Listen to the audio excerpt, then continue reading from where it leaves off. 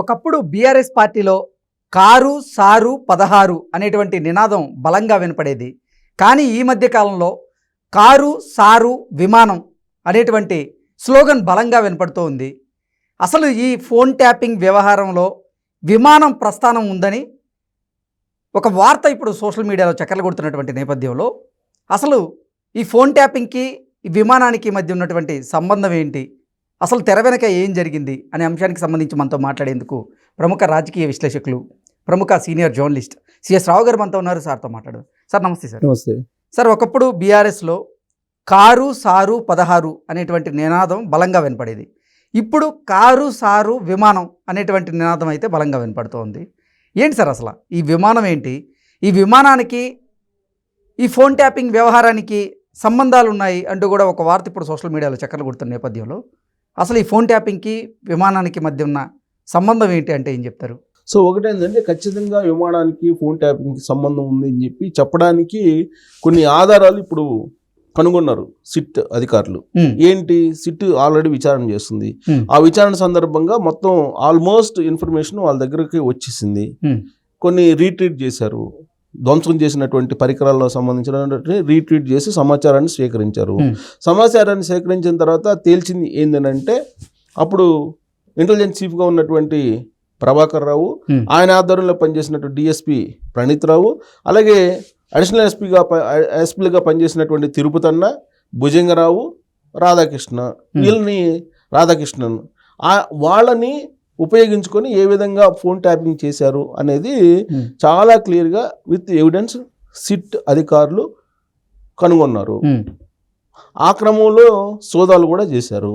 ఈ సోదాలు చేస్తున్నటువంటి క్రమంలో అమెరికా నుంచి ప్రభాకర్ రావు కూడా ఫోన్ చేసి సిట్ అధికారులతోటి ఎవరో ఒక అధికారితోటి మాట్లాడి మనం పోలీసులని ఈ సోదాలు ఎందుకు, ఈ అడావుడి ఎందుకు అని చెప్పి ఆయన ఏదో కన్విన్స్ అయిపోతే, ఆ ప్రభుత్వం ఉన్నప్పుడు ఆ ప్రభుత్వం మాట విన్నాం కదా, ఆ రోజు మీరు ఏది చెప్తే అది విన్నాం కదా, ఇప్పుడు కూడా మేము, ఇప్పుడు ప్రభుత్వం ఉంది, ఇప్పుడు ప్రభుత్వం చెప్పిన విధంగా మేము నడుచుకోవాలి, అంతకు మించి నేను చెప్పేది ఏం లేదు అని చెప్పి ఫోన్ పెట్టేశాడని చెప్పి మనం 2 రోజుల నుంచి న్యూస్ వింటున్నాం. ఇప్పుడు రిమాండ్లో ఉన్నారు ఎవరెవరు, అడిషనల్ ఎస్పీలు తిరుపతన్న, భుజంగరావు, రాధాకృష్ణ, వీళ్ళు రిమాండ్లో ఉన్నారు. ఒక ఇద్దరు పారిపోయారు. ఒక మీడియా ఛానల్లో సంబంధించిన అధిపతి పారిపోయాడు. అసలు రేవంత్ రెడ్డి ఇంట్లో ఏం జరుగుతుంది, ఇంట్లో సభ్యులు ఏం మాట్లాడుకుంటున్నారు అని డైరెక్ట్గా ఆపరేట్ చేసినటువంటి మీడియా ఛానల్ అధిపతి ఏమో యూకే వెళ్ళిపోయాడు. ఇంటెలిజెన్స్ మాజీ చీఫ్గా ఉన్నటువంటి ఆయన ప్రభాకర్ రావు ఏమో అమెరికా వెళ్ళిపోయాడు. ఎక్కడున్నా కానీ నేను లాక్కొచ్చి నిన్ను జైల్లో పెడతానని చెప్పి పిసిసి అధ్యక్షుడిగా ఉన్నప్పుడు రేవంత్ రెడ్డి ఖచ్చితంగా వార్నింగ్ ఇచ్చాడు ప్రభాకర్ రావు. సో ఈ క్రమంలో దీని డెప్త్కి వెళ్ళారు, ఇన్వెస్టిగేషన్ డెప్త్కి వెళ్ళినప్పుడు ఆశ్చర్యకరమైనటువంటి భయంకరమైనటువంటి నిజాలు కొన్ని బయటపడ్డాయి. సిట్ అధికారులు అన్వేషణలో తేలింది ఏంటంటే, దేశవ్యాప్తంగా ఎలక్టోరల్ బాండ్స్కి సంబంధించినటువంటి ఒక చట్టం వచ్చినప్పుడు ఈ ఎలక్టోరల్ బాండ్స్ని కొనుగోలు చేసేటువంటి కార్పొరేట్ సంస్థలు, లేదంటే బిజినెస్ టైకూన్స్, లేదంటే పెద్ద పెద్ద వ్యాపారులు, పారిశ్రామికవేత్తలు ఎవరెవరు నీ ఒత్తిడి తీసుకొస్తే కనుక ఇది వర్కౌట్ అవుతుంది అనే దాని మీద అప్పట్లో చర్చించిన తర్వాత బీఆర్ఎస్ పార్టీకి సంబంధించినటువంటి కీలకమైన నేత ఇచ్చినటువంటి ఆదేశం ప్రకారం కౌంటర్ ఇంటెలిజెన్స్కి, తర్వాత ఉగ్రవాద చర్యలని కనుక్కోవాల్సినటువంటి ఎస్ఐబి స్పెషల్ ఇన్వెస్టిగేషన్ బ్యూరో ఏం చేసింది, పొలిటికల్ ఇంటెలిజెన్స్ కాకుండా పర్సనల్ ఇంటెలిజెన్స్కి ఉపయోగించుకుంది.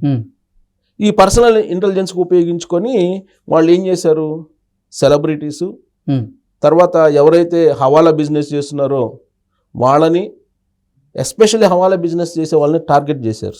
హవాలా బిజినెస్ చేసేటువంటి వాళ్ళని, అలాగే హోటల్స్, పెద్ద పెద్ద స్టార్ హోటల్స్ నడిపే వాళ్ళని, పెద్ద పెద్ద రియల్ ఎస్టేట్ వ్యాపారులని, తర్వాత ఎవరైతే భారీ స్థాయిలో నల్లధనం కలిగి ఉన్నారో వాళ్ళని, ఇన్కమ్ ట్యాక్స్ డిపార్ట్మెంట్ దగ్గర మొత్తం లిస్ట్ తీసుకొని, పెద్ద పెద్ద బాగా కుబేర్లు లిస్ట్ తీసుకొని, హైదరాబాద్లో ఉండేటువంటి కుబేర్ల లిస్ట్ తీసుకొని వాళ్ళందరి మీద ఈ నిఘాని పెట్టారు.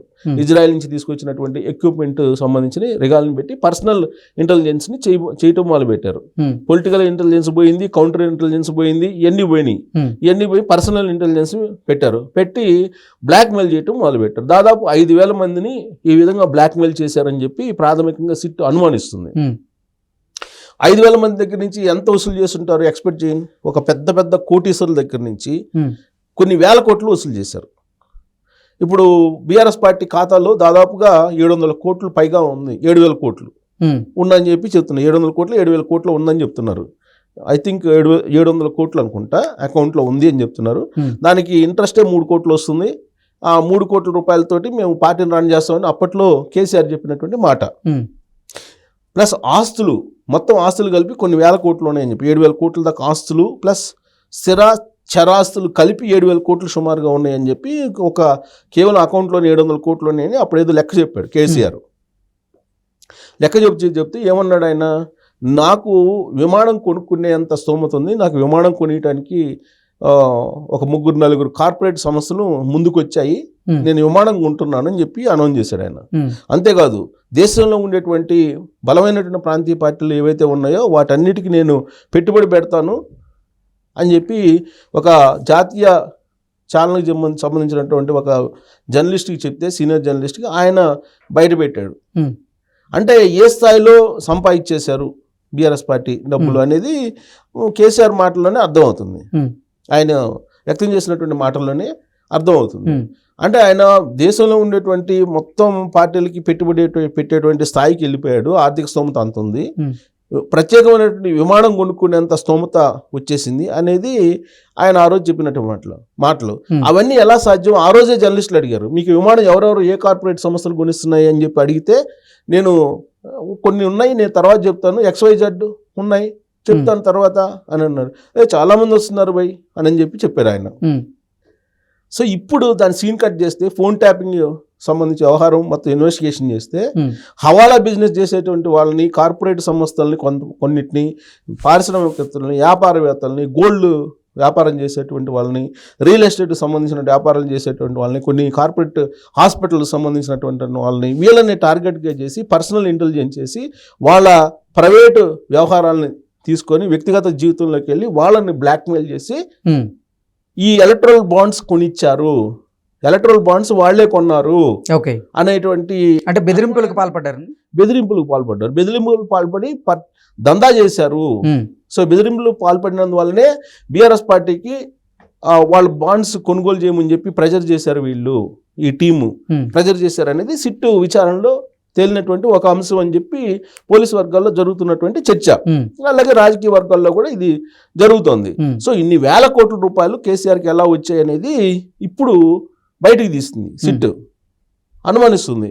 సో వీళ్ళు ఎక్కడెక్కడ ఎవరెవరి దగ్గర ఎంత దందా చేశారనేది లిస్ట్ అవుట్ చేయడానికి ఇప్పుడు ఇన్వెస్టిగేషన్ జరుగుతుంది. ఇన్వెస్టిగేషన్ జరుగుతున్నటువంటి క్రమంలో ఇప్పుడు ఒకప్పుడు ఇదే రోజుల్లో 2019 లోక్సభ ఎన్నికలు జరుగుతున్నటువంటి సందర్భంగా కారు సారు 16 అనేటువంటి నినాదంతో ఒక పెద్ద ఎత్తున దూకుడుగా వెళ్తున్నటువంటి పరిస్థితి బీఆర్ఎస్ పార్టీ. కానీ ఇవాళ సీన్ కట్ చేస్తే కారు సారు విమానం అనేటువంటి నినాదంతో వెళ్లాల్సిన పరిస్థితి. అంటే కారు సారు విమానం ఎక్కడొచ్చింది, కారులో జరగాల్సినటువంటి సార్కి విమానం ఎక్కడి నుంచి వచ్చింది అనేటువంటి ప్రశ్న ఇప్పుడు ఉత్పన్నమవుతుంది. ఈ టైంలో ఎందుకు ఉత్పన్నమవుతుందంటే ఫోన్ ట్యాపింగ్ వ్యవహారంలో ఇవన్నీ బయటకు వచ్చాయి కాబట్టి అసలు సార్కి విమానం కొనిస్తున్న సంస్థలు ఎవరు, ఏ సంస్థలు అనేది ఆల్రెడీ ఇప్పుడు కొంతమంది వాంగ్మూలం ఇచ్చారంటున్నారు అరెస్ట్ అయినటువంటి వాళ్ళలో. ఇంకా వాళ్ళ టీంలో ఇంకొక సిఐలు ఎస్ఐలు వీళ్ళు ఉన్నారంటున్నారు. ఇప్పుడు వీళ్ళందరూ కూడా ఖమ్మం జిల్లాకు సంబంధించి ఖమ్మం జిల్లాలో పనిచేసినటువంటి ఆఫీసర్స్ ఎక్కువ ఉన్నారు. సో యాక్సలరేటరీ పోస్ట్ అసలు ప్రణీత్ రావుకి ఎందుకు ఇచ్చారు అనే దాని మీద కూడా విచారణ చేస్తున్నారు. అప్పుడు డిఎస్పీగా ఆయన ప్రమోట్ చేసేటప్పుడే వివాదం నెలకొంది. యాక్సలరేటరీ పోస్ట్ క్రియేట్ చేసి ఎందుకు ఇవ్వాల్సి వచ్చింది, అసలు ప్రభాకర్ రావుని ఖచ్చితంగా తీసుకొచ్చి జైల్లో పెట్టాలనేది ఇప్పుడున్నటువంటి ప్రభుత్వం యొక్క లక్ష్యం. ఫోన్ ట్యాపింగ్ అనేది ఒక పెద్ద కేసు. అది ఇప్పుడు టెలిగ్రాఫిక్ చట్టం ప్రకారం కనుక తీసుకుంటే కనుక అది ఎవరు చేయమన్నారు, ఎవరు చేశారు, వీళ్ళందరినీ లోపల పెట్టేటువంటి అవకాశం ఉంది, జైలు పంపించేటువంటి అవకాశం ఉంది. సో కాబట్టి ఇది పెద్ద కేసు. అసలు ఈ ఎలక్ట్రల్ బాండ్స్ వ్యవహారం బయటకు వచ్చిన తర్వాత ఇప్పుడు బయట పెట్టారు. Hmm. ఎలక్ట్రల్ బాండ్స్ ఎవరెవరు కొన్నారు అనేది ఎలక్షన్ కమిషన్ కొన్ని బయట పెట్టింది. అవును. అసలు బీఆర్ఎస్ పార్టీకి దేశంలో ఏ ప్రాంతీయ పార్టీకి లేని విధంగా హైయెస్ట్ అమౌంట్ ఎందుకు వచ్చింది అని అంటే ఈ ప్రైవేట్ దందా చేయించారు. Hmm. ఇప్పుడు కౌంటర్ ఇంటెలిజెన్స్, పొలిటికల్ ఇంటెలిజెన్స్కి వాడాల్సినటువంటి వాడిని పర్సనల్ ఇంటెలిజెన్స్కి ఉపయోగించి రేవంత్ రెడ్డి ఇంట్లోకి దూరినటువంటి విధంగానే హైదరాబాద్లో ఉండేటువంటి కుబేర్ల ఇళ్లలోకి దూరి, సినిమా వాళ్ళ ఇళ్లలోకి, సెలబ్రిటీస్ అనేక మంది పెద్ద పెద్ద బిజినెస్ టైకూన్స్ ఇళ్లలోకి, వాళ్ళ ప్రైవేట్ జీవితాల్లోకి దూరి సెటిల్మెంట్లు చేశారు. సెటిల్మెంట్ చేసి కొంతేమో ఎలక్ట్రల్ బాండ్స్ కొనిచ్చేలాగా పారిశ్రామికవేత్తలని, ఇండస్ట్రియలిస్టులని, తర్వాత ఈ రియల్ ఎస్టేట్ వాళ్ళని వాళ్ళనేమో అటువైపు మళ్ళీ ఇచ్చి, కొన్నేమో వీళ్ళు పర్సనల్గా దందా చేసుకున్నారు, వాళ్ళ వ్యక్తిగత జీవితాలను చూపించి బయట పెడతామని బ్లాక్మెయిల్ చేసి వీళ్ళు పర్సనల్గా తమ సొంత ఖాతాకి కొంత అమౌంట్ వేసుకున్నారు అనేది సిట్ అనుమానిస్తుంది. సో ఈ క్రమంలో అసలు ఇప్పుడు దాకా ఉన్న అనుమానం ఏంటి, అసలు ఇంత అమౌంట్ బీఆర్ఎస్ పార్టీకి ఎందుకు వచ్చింది, రిచెస్ట్ పార్టీగా, ప్రాంతీయ పార్టీగా దేశంలో ఎందుకు ఉంది, అసలు కేసీఆర్ ఇతర రాష్ట్రాలకి వెళ్ళి బీఆర్ఎస్ పార్టీని విస్తరింపజేయాలని ఎందుకు అనుకున్నాడు, దేశవ్యాప్తంగా పార్టీని ఎలా విస్తరింపజేస్తాడు, అనతి కాలంలోనే 40-50 సంవత్సరాల నుంచి నడుస్తున్న పార్టీలకే లేదు ఆర్థిక స్తోమత, కానీ 10 సంవత్సరాల్లోనే కొన్ని వేల కోట్ల రూపాయలు ఏ విధంగా సమకూర్చుకోగలిగాడు పార్టీకి అనేది పెద్ద ప్రశ్నగా ఉండేది మొన్నటి వరకు. ఇప్పుడు దానికి సిట్ ఒక క్లారిటీ ఇచ్చేసింది సుమారుగా. ఇంకా బయట రావాల్సింది, ఇంకా ఎన్ని భాగోతాలు బయటకు వస్తే తెలియదు. ఇప్పుడు నయీంకి సంబంధించినటువంటి వ్యవహారం కూడా బయటకు వచ్చే అవకాశం ఉంది అంటున్నారు. సో నయీం ఏదో పెద్ద డంప్ ఉంది, ఆ డంపు మొత్తం బీఆర్ఎస్ పార్టీలో ఉండేటువంటి కీలక నేత ఖాతాలోకి వెళ్ళిపోయింది అనేది కూడా అప్పట్లో వినిపించింది. సో దాన్ని కూడా బయటకు తీసుకొచ్చే ప్రయత్నం ఇప్పుడు చేస్తున్నారు అంటున్నారు. సో మొత్తం మీద ఏంటంటే ఈ ఇంటెలిజెన్స్ టీమ్ ఏదైతే ఉందో కేసీఆర్ టైంలో అది వ్యక్తిగతమైనటువంటి దందాలు చేయడానికి, వ్యక్తిగతమైనటువంటి జీవితాల్లోకి వెళ్ళడానికి, బ్లాక్మెయిల్ చేయడానికి ఉపయోగించారు అనేది. సో అది అసలు ఫోన్ ట్యాపింగే పెద్ద నేరం. ఇక దాన్ని బ్లాక్మెయిల్ చేయడానికి ఉపయోగించారంటే ఇంకా పెద్ద నేరం. సో దాన్ని ఎస్టాబ్లిష్ చేసేదానికి ఇప్పుడు సిట్ అధికారులు సిద్ధమయ్యారు. దాన్ని పూర్తిస్థాయిలో ఎస్టాబ్లిష్ చేసి కనుక అరెస్టులు చేస్తే కొంతమంది జడ్జిలు కూడా బ్లాక్మెయిల్ చేశారంటున్నారు. ఓకే, జడ్జిలను కూడా ఇన్ఫ్లుయెన్స్ చేసి వాళ్ళకి అనుకూలంగా తీర్పులు రప్పించిన కొంతమంది జడ్జిలు కూడా బ్లాక్మెయిల్, వాళ్ళు ట్యాపింగ్ చేశారు, ఫోన్ ట్యాపింగ్ అంటున్నారు. అసలు వీళ్ళు వాళ్ళ అన్ని రంగాల్లో ఉండేటువంటి ప్రముఖులు ఈ ఫోన్లు ట్యాప్ చేశారు, వాళ్ళు బ్లాక్మెయిల్ చేశారు అని చెప్పి ఇప్పుడు సిట్ అధికారులు అనుమానిస్తున్నారు. ఆ లిస్ట్ ఎవరెవరిని బ్లాక్మెయిల్ చేశారు అనేది బయట రావాల్సింది. అది కనుక బయట పెడితే ఈ కారు సారు విమానం వ్యవహారం క్లారిటీ వస్తుంది, ఎవరు విమానం కొనిస్తారన్నారు, అలాగే ఎవరెవరిని జడ్జిల్ని బ్లాక్మెయిల్ చేసి అంటే ఫోన్లు ట్యాప్ చేశారు, కానీ అది కూడా బయటకు వస్తే ఇంకా అసలు పెద్ద సెన్సేషనల్ కేసు అవుతుంది ఇది. Okay sir, thank you so much. Thank you.